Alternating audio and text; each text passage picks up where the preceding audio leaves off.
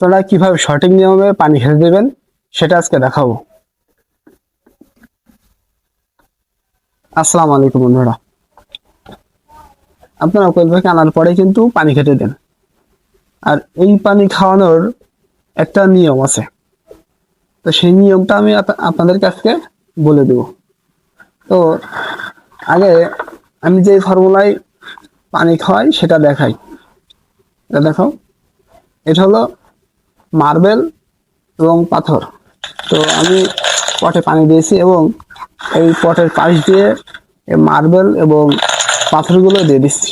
এটা একটা কারণ আছে, তো যারা নতুন তাদের কিন্তু এটা জেনে রাখা দরকার, তা না হলে অনেক বড় ক্ষতি হয়ে যেতে পারে।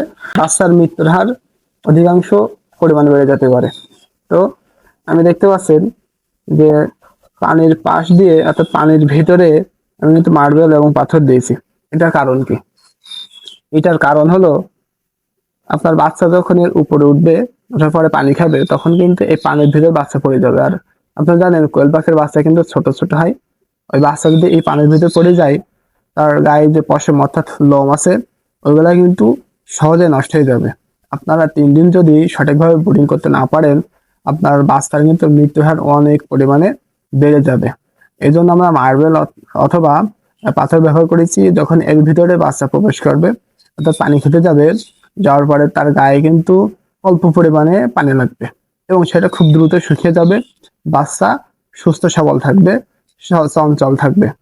আর মৃত্যুর হারও কিন্তু বাচ্চা সুস্থ থাকলে আপনারা জানেন মৃত্যুর হার কিন্তু কমে যায়।